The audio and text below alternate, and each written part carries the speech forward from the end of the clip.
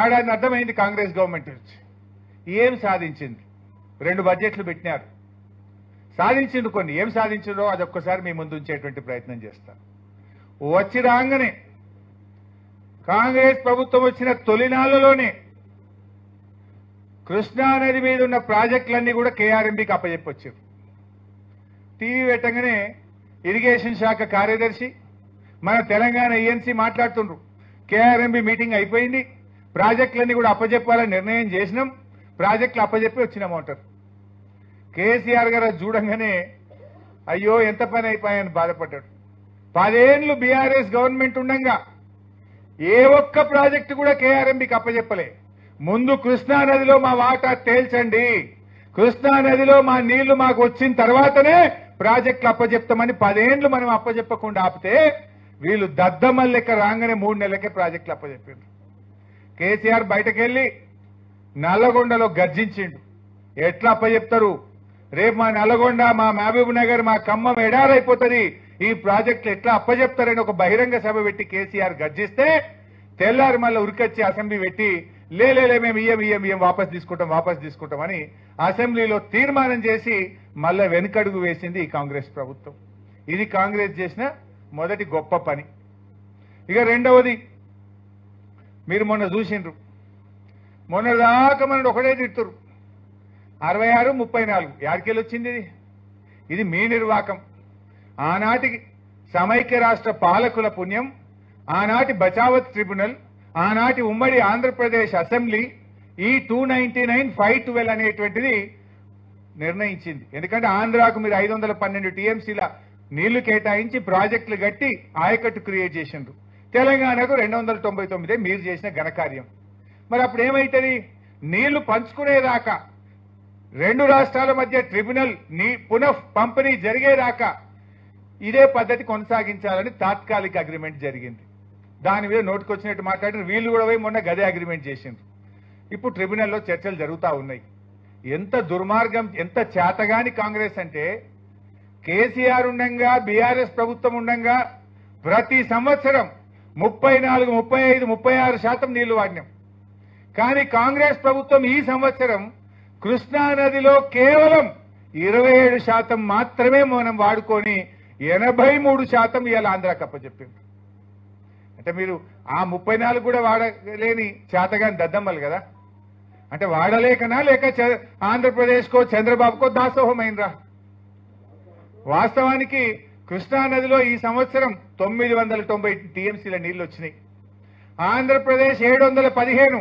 అంటే 73% వాడుకున్నది తెలంగాణ 275 టీఎంసీ అంటే 27% మాత్రమే తెలంగాణ వాడుకున్నది అంటే దాదాపు మనకున్న తాత్కాలిక ఒప్పందం ప్రకారం కూడా మరో 65 టీఎంసీలు తెలంగాణ నష్టపోయింది 65 టీఎంసీలు అంటే 6,50,000 ఎకరాల్లో వరి పంట పండించవచ్చు ఒకవైపు ఖమ్మంలో పంటలు ఎండినాయి నల్లగొండలో పంటలు ఎండినాయి మహబూబ్ నగర్ లో భీమాకు క్రాప్ హాలిడే ఇచ్చిండ్రు మరి జూరాలకు క్రాప్ హాలిడే ఇచ్చిండ్రు మరి అదే విధంగా నెట్టంపాడి కింద కూడా క్రాప్ హాలిడే ఇచ్చిండ్రు నీళ్లున్నాయి కాంగ్రెస్ చేతగానితనం వల్ల క్రాప్ హాలిడేలు పంటలెండు తెలంగాణ వంతైంది నీళ్లు మాత్రం ఇలా ఆంధ్రాకు పోయినటువంటి పరిస్థితి ఉంది దీని మీద అడిగితే సమాధానం లేదు అబద్ధాలు చెప్పడంలో పోటీలు పడుతున్నారు ఈ నీళ్లు తెచ్చుకునే తెలివితేటలు లేవా మీకు అని చెప్పి నేను ఈరోజు అడుగుతా ఉన్నాను ఇది కాంగ్రెస్ చేసిన గొప్పతనం నంబర్ 3 కేసీఆర్ గారు జీవో నంబర్ 34 జూన్ 28, 2021 నాడు ఒక జీవో తెచ్చిండ్రు ఏంటిది ఆ జీవో శ్రీశైలం అనే ప్రాజెక్టు హైడల్ జనరేషన్ కోసమే కట్టిన ప్రాజెక్ట్ అది కానీ వాళ్ళు పోతిరెడ్డిపాడు పొక్కబెట్టి నీళ్లు తీసుకుపోయే ప్రయత్నం చేస్తారు బిడ్డ మీరు నీళ్ళు తీసుకుపోతారా తెలంగాణకు ప్రాధాన్యత ఏంది రైతులు 34 లక్షల వ్యవసాయ విద్యుత్ కనెక్షన్లు ఉన్నాయి నా రైతులకు నాణ్యమైన కరెంట్ ఇవ్వాలి 24 గంటల కరెంట్ ఇవ్వడమే నా ప్రభుత్వ లక్ష్యం అనుకొని మేము శ్రీశైలంలో ఫుల్ కెపాసిటీ విద్యుత్ ఉత్పత్తి చేస్తామని చెప్పి జీవో ఇచ్చింది మన బీఆర్ఎస్ ప్రభుత్వం మన నాయకుడు కేసీఆర్ 2021లో మనం జీవో ఇచ్చాం దాని మీద ఆంధ్రప్రదేశ్ సుప్రీంకోర్టుకు పోయింది ఈ కొత్తగా వచ్చిన రేవంత్ రెడ్డి ప్రభుత్వం మన సుప్రీంకోర్టులో పోయి చెప్తుంది లేలే మేము కరెంటు పూర్తిగా ఉత్పత్తి చేయం జీవోను సవరించుకుంటాం నీళ్లు ఉంచుతాం శ్రీశైలం. ఎవరి కోసం ఉంచుతావు? రాయలసీమకు పోయితందుకా, ఆంధ్రాకు పోయితందుకా? కేసీఆర్ ఏమో తెలంగాణ రైతులకు, తెలంగాణ ప్రజలకు, తెలంగాణ పరిశ్రమలకు నాణ్యమైన విద్యుత్ ఇయ్యాలి, 24 గంటల కరెంట్ ఇయ్యాలని మనమేమో విద్యుత్ ఉత్పత్తికి జీవో ఇస్తే, సుప్రీంకోర్టులో పోయి ఈనాడు వచ్చిన రేవంత్ రెడ్డి ప్రభుత్వం ఈ జీవోను సవరించుకుంటాం, అవసరమైతే కరెంట్ ఉత్పత్తి నిలిపివేస్తాం, తక్కువ చేసుకుంటామని చెప్పి సుప్రీంకోర్టులో కమిట్మెంట్ ఇచ్చి వచ్చింది. ఇది రేవంత్ రెడ్డి ఈ తెలంగాణకు చేస్తున్నటువంటి ఘనకార్యం. ఇక చేసిండు సెక్షన్ 3. కేసీఆర్ సాధించిన గొప్ప విజయం. చాలా మందికి దాని విలువ అర్థమైతలేదు. కృష్ణా నదీ జలాల పునః పంపిణీ జరగాలని జూన్ 2, 2014 తెలంగాణ రాష్ట్రం ఏర్పడితే జూలై 2014లోనే ఢిల్లీకి వెళ్లి ఆనాటి నీటిపారుదల శాఖ మంత్రి ఉమాభారతి గారిని కలిసి కృష్ణా నదిలో నీళ్ల పునః పంపిణీ జరగాలని సెక్షన్ 3 కింద మనం పిటిషన్ పెట్టడం జరిగింది. ఎంత కమిట్మెంట్ ఆలోచించండి. సర్దుకోనేలే, ఉద్యోగుల పంపిణీ జరగలే, కూసుంతందుకు సెక్రటరియట్ చక్కగా లేదు. కానీ నెల రోజుల్లోనే ఢిల్లీకి వెళ్లి కృష్ణా నదీ జలాలు తిరిగి పంచాలి, మాకు తెలంగాణకు 68% హక్కున్న దాంట్లో పరివాహక ప్రాంతం ఉన్నదని చెప్పి ఒక్క నెలలోనే ఢిల్లీకి పోయినటువంటి నిజాయితీ బీఆర్ఎస్ ప్రభుత్వంది, కేసీఆర్ది. ఆ రకంగా పోరాడి గడ్కరీ గారిని కలిసి, షెకావత్ ని కలిసి, ప్రధానమంత్రిని కలిసి కాలికి బల్బం కట్టినట్టు తిరిగి వినకపోతే సుప్రీంకోర్టు మెట్లెక్కి చివరికి కేంద్రం దిగొస్తే సుప్రీంకోర్టులో కేసు విత్డ్రా చేసి షెకావత్ గారిని బుదిగరిచ్చో, భయపెట్టో, ఒత్తిడి పెట్టో సెక్షన్ 3ని సాధించిండు కేసీఆర్. ఆ సెక్షన్ 3 అంటే ఏంది? మొత్తం కృష్ణా నదిలో పరివాహక ప్రాంతం ఆధారంగా తెలంగాణ, ఆంధ్ర మధ్య నీళ్ల పునః పంపిణీ.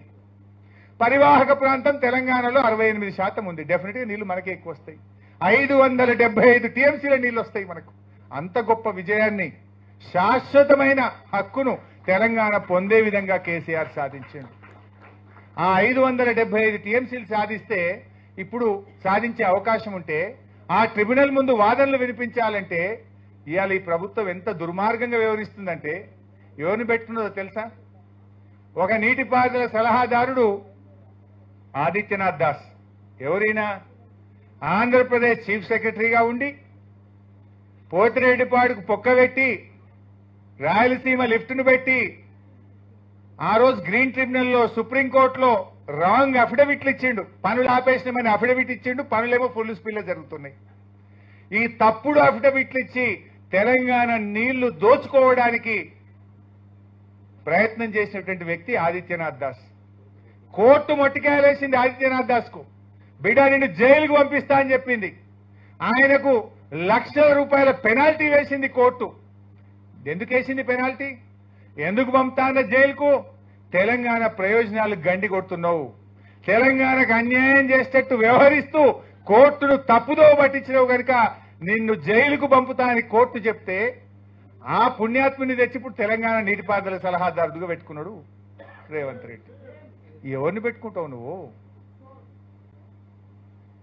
ఇంకొక ఆయన్ని పెట్టుకున్నారు, సిడబ్ల్యూసి చైర్మన్. ఆయన పేరు ఏమో ఉండే, కుష్వోరా. ఆయన సిడబ్ల్యూసి చైర్మన్ ఉండి మన సెక్షన్ 3 దానికి రోజు అడ్డం రాస్తాడు, తెలంగాణ ప్రాజెక్టులకు రోజు అడ్డం తలేటోడు. సిడబ్ల్యూసి చైర్మన్ ఉండి ఎప్పుడు తెలంగాణకు అడ్డం తలుగు. ఆదిత్యనాథ్ దాస్ కు మంచి దోస్తు.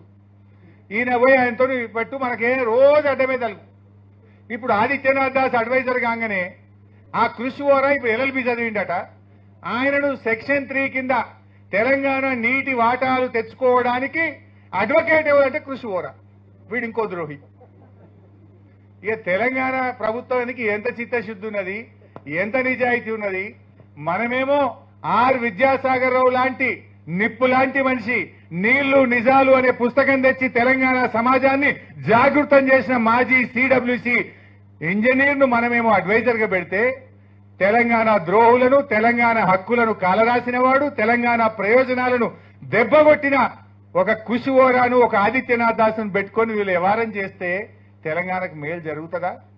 ఇదేనా తెలంగాణ నిజాయితీ? ఇదేనా తెలంగాణకు మీరు మేలు చేసే పద్ధతి? ఆలోచించండి. ఈరోజు ఇంత ఇంపార్టెంట్ డిస్కషన్ అవుతుంటే ఇంకా బాధ కలిగేది ఏంటంటే ISWR అంటే ఇంటర్ స్టేట్ వాటర్ పంపిణీ చూసి ఒక డిపార్ట్మెంట్ ఉంటుంది ఇరిగేషన్లో, వాళ్ళే మొత్తం ఎప్పటికప్పుడు పనిచేస్తుంటారు. ISWR అని డిపార్ట్మెంట్, దానికి ఒక ENC లేడు, దానికో చీఫ్ ఇంజనీర్ లేడు, దానికో సూపరింటెండెంట్ ఇంజనీర్ లేడు, అందరు రిటైర్ అయిపోయిన అంత ఖాళీ. ఇప్పుడు ఢిల్లీలో ట్రిబ్యునల్ ముందు వాదనలు వినిపిస్తే ఓ డిప్టీయో ఈఏ పోయి కూర్చుంటారు. ఆంధ్రప్రదేశ్కి వెళ్ళి ఎవరు వస్తుండ్రు? 3 అడ్వైజర్లు వస్తుండ్రు, ENC వస్తుండ్రు, CE వస్తుండ్రు. వాళ్ళేమో డజన్ల కొద్ది వచ్చి ట్రిబ్యునల్లో కూర్చుంటారు. మనకేమో ENC ఖాళీ, CE ఖాళీ, SC ఖాళీ. ఎవరు పోతారా అంటే ఒక డిప్టీ, ఒక EE. ఎప్పుడన్నా పోతే తెలంగాణ ద్రోహి ఆదిత్యనాథ్ దాస్. ఈయన మంచి చేయనీకి పోతుండా, చెడు చేయనీకి పోతుండా తెలియదు. ఇది కథ. ఇంకా బాధ కలిగేది ఏంటంటే ఆ డిప్టీలు ఈలు ఢిల్లీకి పోతే విమానం టికెట్లు కొనుక్కోవాలి కదా, ఆ టికెట్ల బిల్లులు పాస్ అవుతలేవు ఫైనాన్స్లో. ఆడ కమిషన్ ఇవ్వాలనే వాళ్ళు సొంత డబ్బులు పెట్టి వాళ్ళు జీతం పైసలు పెట్టుకోనేమో టికెట్లు కొనుక్కొని ఢిల్లీ పోతున్నారు. ఆ టికెట్ల పైసలు ఫైనాన్స్లో పాస్ అవుతలేవు. ఇగో ఇది తెలంగాణ ప్రభుత్వం. కృష్ణా నదిలో కేసీఆర్ ఏమో పోరాడి సెక్షన్ 3 చేస్తే వీళ్ళు ట్రిబ్యునల్ ముందు చేసే వాదనలు ఎట్లున్నాయంటే తెలంగాణ ద్రోహులైన ఒక అడ్వకేట్ ని పెట్టుకున్నారు, ఒక అడ్వైజర్ ని పెట్టిండ్రు, దానికి ENC లేడు, ఆ పోయిన డిప్టీకి టికెట్ బిల్లు పాస్ కాదు. ఇగో ఇది కాంగ్రెస్ చేస్తున్న నిర్వాహకం.